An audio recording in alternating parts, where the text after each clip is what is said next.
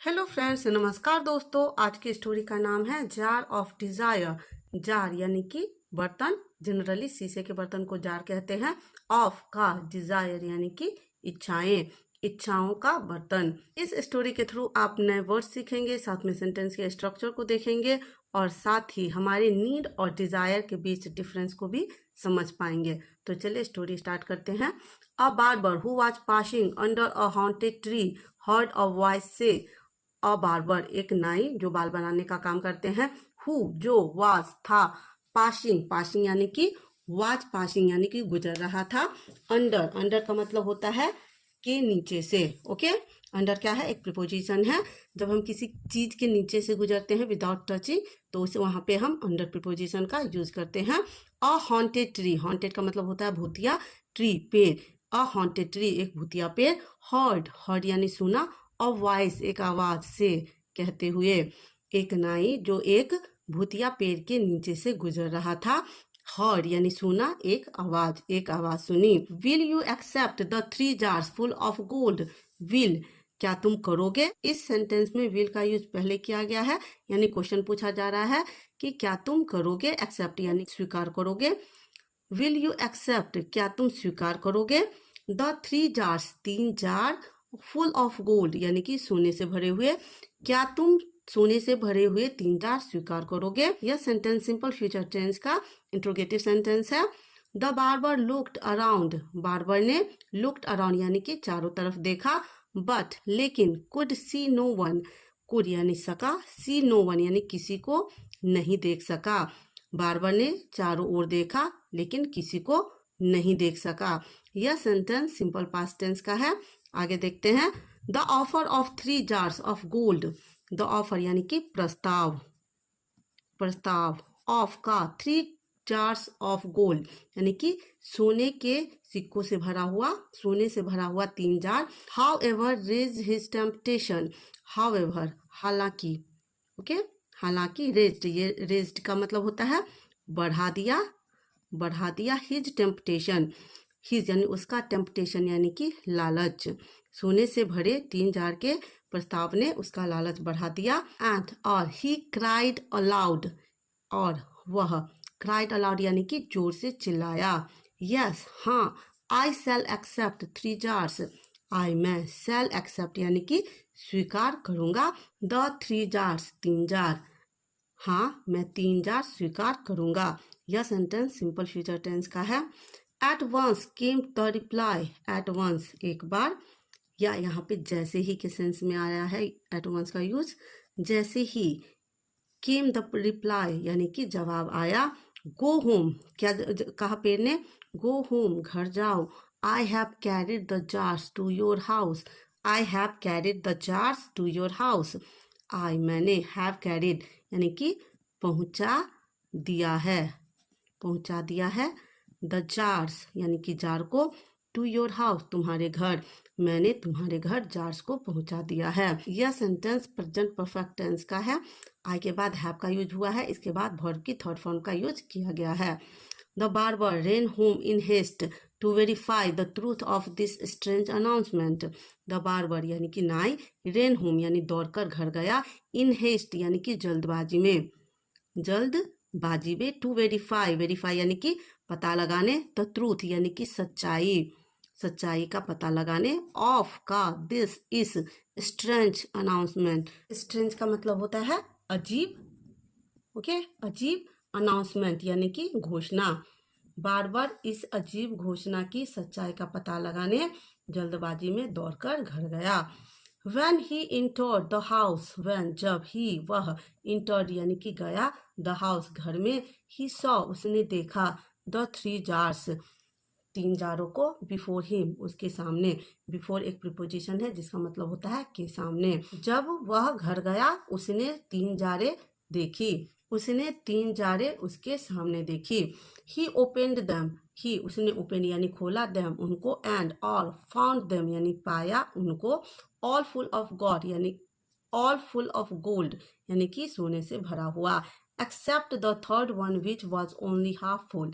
Accept, except का मतलब होता है को छोड़कर, के अलावा या को छोड़कर। द थर्ड वन यानी तीसरा, विच जो, वाज था, ओनली केवल, हाफ फुल यानी कि आधा भरा, उसने उस आधा भरा।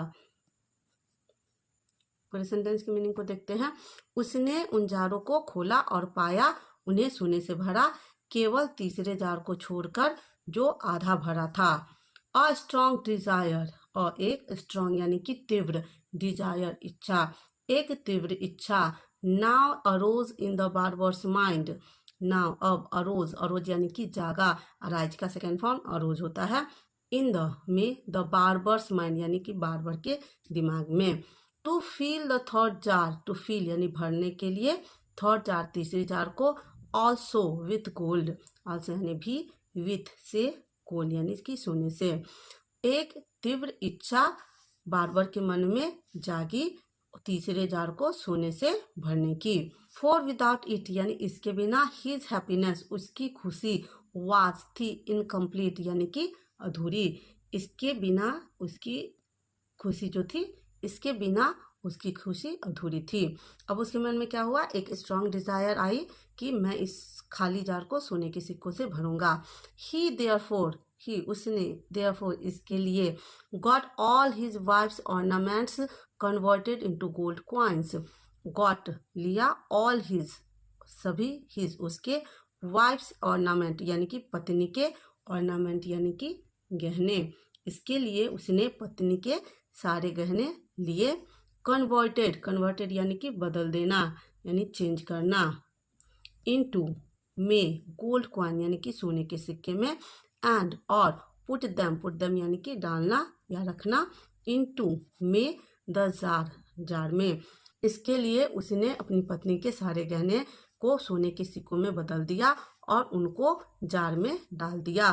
बट लेकिन, the mysterious vessel was as before unfilled, but लेकिन, मिस्टीरियस, मिस्टीरियस का मतलब होता है रहस्यमय, रहस्यमय, वेसल यानी कि बर्तन, रहस्यमय बर्तन, वाज था, एज बिफोर पहले के जैसा, अनफिल्ड यानी कि खाली, लेकिन जो रहस्यमय वेसल था, बर्तन था, पहले के जैसे खाली था। This angered the barber, this इससे एंगर्ड यानी कि नाराज हो गया, क्रोधित हो गया, द बार्बर यानी कि नाई, इससे नाई क्रोधित हो गया।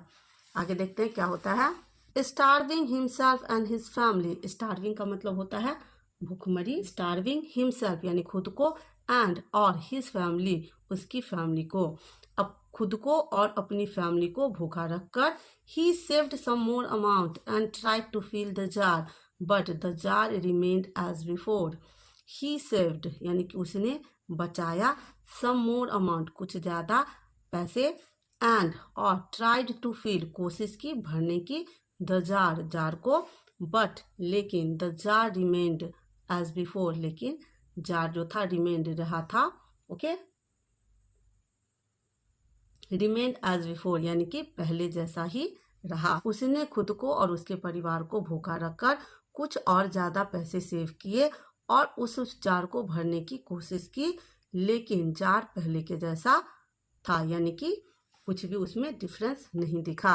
सो one day he humbly requested the king to increase his pay, so इसलिए वन डे एक दिन, ही वह उसने, हम्बली यानी कि नम्रता से, विनम्रता से, रिक्वेस्टेड, रिक्वेस्टेड यानी कि आग्रह करना, ही हम्बली रिक्वेस्टेड उसने विनम्रता से आग्रह किया, द किंग राजा से, टू इंक्रीज, इंक्रीज यानी बढ़ाना, हिज पे, पे का मतलब होता है वेतन, वह राजा के यहाँ काम करता था तो उसने राजा से हम्बली रिक्वेस्ट की टू इंक्रीज हिज पे, उसका वेतन बढ़ाने की, as his pay was not sufficient to meet his needs, as जैसा कि हिज पे यानी उसका वेतन, वाज था, वाज नॉट यानी कि नहीं था, सफिशिएंट यानी कि पर्याप्त, सफिशिएंट का मतलब होता है पर्याप्त, टू मीट यानी कि पूरा करने के लिए, टू मीट का मतलब यहाँ हुआ पूरा करने के सेंस में, हिज नीड्स यानी कि उसके ज़रूरतें। एक दिन उसने राजा से हम्बली रिक्वेस्ट किया कि उसका वेतन बढ़ा दे,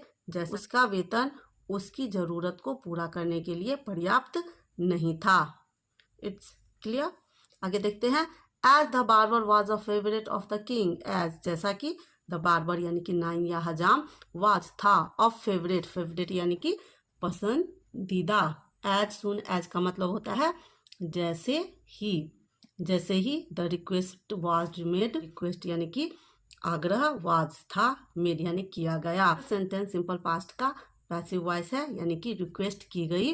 the king doubled his pay, राजा था उसने डबल यानी दुगुना कर दिया हिज पे, उसका वेतन, वैसे ही राजा ने उसका वेतन दुगुना कर दिया। ऑल हिज पे, उसकी सभी वेतन। ही सेव्ड, वह बचाता था। एंड और put into the jar, put into यानी कि डालता था, द जार यानी कि जार में। बट लेकिन the greedy jar showed no sign of filling, but greedy यानी कि लालची, वह जार भरने का नाम नहीं ले रहा था। बट द ग्रीडी यानी लालची जार, शोड, शोड यानी नहीं दिखाया, नो साइन यानी कि कोई भी चिन्ह नहीं दिखाया, ऑफ फुलफिलिंग यानी कि भरने का। लेकिन ग्रीडी जार यानी कि लालची जार ने भरने का कोई संकेत नहीं दिखाया। At last he began to live by begging from door to door. At last, अंत में, अंत में। ही बिगेन, उसने शुरू किया। बिगिन का सेकेंड फॉर्म बिगेन होता है। टू लिव, टू लाइव यानी जीना। बाय बैगिंग यानी कि भीख मांगकर, लास्ट में उसने भीख मांगकर जीना शुरू किया। फ्रॉम डोर टू डोर, घर घर जाकर। एंड और हिज प्रोफेशनल इनकम, एंड और हिज उसका प्रोफेशनल, प्रोफेशनल इनकम यानी कि व्यावसायिक इनकम, यानी कि जो वह बार्बर का काम करके कमाता था। एंड और कलेक्शन फ्रॉम बैगिंग, कलेक्शन यानी कि एकत्रित करके, फ्रॉम बैगिंग यानी कि भीख मांगकर। All went into the mysterious jar, और सभी वेंट जाते थे, इनटू में, द मिस्टीरियस जार यानी कि रहस्यमय जार में। Months passed and the condition of the barber grew worse day by day. Months passed यानी कि महीनों बीत गए, एंड और द कंडीशन, कंडीशन यानी कि स्थिति, ग्रीव वर्स यानी कि खराब, खराब हो गई, खराब हो गई, डे बाय डे दिन ब दिन, महीनों बीत गए और नाई की स्थिति दिन ब दिन खराब होती गई। Seeing his sad plight, seeing यानी देखकर, हिज उसका सैड प्लाइट यानी कि दुखद स्थिति, उसकी दुखद स्थिति को देखकर। The king asked him one day, the king राजा ने, आस्क्ड यानी पूछा, हिम उससे, वन डे एक दिन, राजा ने उससे एक दिन पूछा। व्हेन योर पे was half of what you now get, when जब, योर पे यानी तुम्हारा वेतन, वाज था, हाफ यानी कि आधा, ऑफ का, व्हाट यू नाउ गेट जो कुछ आज तुम्हें मिलता है, जब तुम्हें अभी के वेतन का आधा मिलता था। You were happy, cheerful and contented, यानी यू तुम, वर थे खुश, हैप्पी यानी खुश, चीयरफुल यानी प्रसन्न, एंड कॉन्टेंटेड यानी कि संतुष्ट। जब तुम्हारा वेतन अभी के वेतन से आधा था तब तुम खुश थे, प्रसन्न थे और संतुष्ट थे। बट विथ डबल दैट पे, लेकिन जब वेतन दुगुना हो गया, I see you more sad and dejected, I मैं, सी यानी कि देखता हूँ, यू तुम्हें, मोर सैड यानी कि ज्यादा उदास, एंड और डिजेक्टेड, डिजेक्टेड यानी कि हताश, डिजेक्टेड का मतलब होता है हताश, निराश। ओके, मैं तुम्हें ज्यादा हताश और उदास देखता हूँ। The barber then told the king about the 3 jars, the barber नाई ने, देन तब, टोल्ड यानी कि कहा, द किंग यानी कि राजा से, अबाउट के बारे में, द 3 जार्स यानी 3 जार के बारे में, एंड और the one Anfield mysterious jar, and और एक अनफिल्ड यानी कि खाली, मिस्टीरियस यानी कि रहस्यमय jar, which he was trying to fill, which जिसे, ही वह, वॉज ट्राइंग यानी कि कोशिश कर रहा था, टू फिल यानी भरने की। तब नाई ने राजा से उन 3 जार के बारे में बताया और उस अनफिल्ड मिस्टीरियस जार के बारे में बताया जो वह पूरा भरने की कोशिश कर रहा था। यह सेंटेंस पास्ट कंटिन्यूअस टेंस का है, वाज ट्राइंग यानी कि कोशिश कर रहा था। आगे देखते हैं। The king heard the barber's story and said, the king राजा ने हर्ड यानी कि सुना, द बार्बर्स स्टोरी यानी बार्बर की कहानी, एंड सेड और कहा, the unfilled jar that you have is the jar of desire, the unfilled jar यानी कि खाली जार, दैट जो, यू हैव तुम्हारे पास है, इज है, द जार ऑफ डिजायर यानी कि इच्छाओं का जार है, जो तुम्हारे पास खाली जार है वह इच्छाओं का जार है। Which human can never feel, which जिसे, ह्यूमंस यानी कि मानव, कैन नेवर फील यानी कि कभी नहीं भर सकते। When your one desire is fulfilled, when जब, योर तुम्हारा वन डिजायर एक इच्छा इज फुलफिल्ड यानी कि पूरी होती है। यहाँ इसके बाद फुलफिल यानी कि वर्ब की थर्ड फॉर्म का यूज हुआ है। इट मीन्स यह सेंटेंस सिंपल प्रेजेंट टेंस का पैसिव वॉइस का सेंटेंस है। जब तुम्हारी एक इच्छा पूरी होती है या पूरी की जाती है। You look for the next, you तुम, लुक फॉर यानी कि देखते हो, द नेक्स्ट अगला, एंड और देन तब, अनदर वन दूसरा कोई, यानी कि जब तुम्हारी एक इच्छा पूरी होती है तब तुम दूसरा देखते हो, फिर इसके बाद दूसरा देखते हो, अनदर वन यानी दूसरा देखते हो। The chain continue, the chain यानी कि क्रम, यह क्रम जो है यह कंटिन्यू रहता है। Human desires are insatiable, human desires यानी कि मानव की इच्छाएं आर है इनसेटिएबल, इनसेटिएबल यानी कि अतृप्त, मानव की इच्छाएं अतृप्त होती हैं। Just like the unfilled jar, just like यानी कि ठीक वैसे ही, अनफिल्ड जार, अनफिल्ड यानी कि खाली जार के जैसे ही। One who does not understand the difference, one who जो कोई भी, डज नॉट अंडरस्टैंड यानी नहीं समझता है, द डिफरेंस यानी अंतर, बिटवीन यानी कि के बीच में, हिज नीड्स उसकी ज़रूरतें, एंड और हिज डिज़ायर उसकी इच्छाएं, लॉसेस ऑल यानी कि सब कुछ खो देते हैं, जस्ट लाइक यू ठीक तुम्हारी तरह।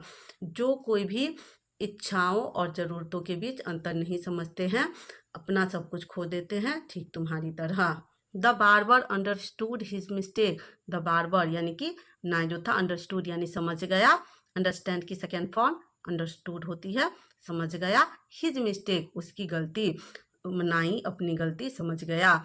ही लर्न यानी उसने सीखा, दैट की ही शुड आइडेंटिफाई, ही उसे शुड करना चाहिए, आइडेंटिफाई यानी उसे पहचानना चाहिए, हिज नीड्स यानी उसकी ज़रूरतें, एंड और फोकस ऑन फुलफिलिंग दैम और फोकस करना चाहिए, ध्यान देना चाहिए उनको पूरा करने पर। उसने सीखा कि उसे अपनी ज़रूरतें पहचाननी चाहिए और उनको पूरा करने पर फोकस करना चाहिए। ह्यूमन डिजायर्स इंसान की इच्छाएं आर है अनएंडिंग यानी कि अनंत है, अनएंडिंग जिसका कोई अंत नहीं हो। सो इसलिए one should keep a control over them, so one should किसी को या हर किसी को, शुड कीप यानी रखना चाहिए, अ कंट्रोल, कंट्रोल यानी कि नियंत्रण, ओवर के ऊपर, देम उनके ऊपर, इसलिए हर किसी को उनके ऊपर नियंत्रण रखना चाहिए। एल्स, एल्स का मतलब होता है वरना, एल्स यानी वरना। One shall loss all that one has, one यानी कि कोई, शैल लॉस यानी कि खो देगा, ऑल सभी, दैट जो, वन है जो उसके पास है। इसीलिए किसी को अपनी इच्छाओं पर नियंत्रण रखना चाहिए, वरना जो कुछ उसके पास है वह खो देगा। So we need to differentiate between our need and desire, and we should always contented what we have. Story कैसी लगी कमेंट करके ज़रूर बताना। चैनल पे नए हैं तो सब्सक्राइब करना, साथ में दोस्तों से शेयर करना। Thank you for watching.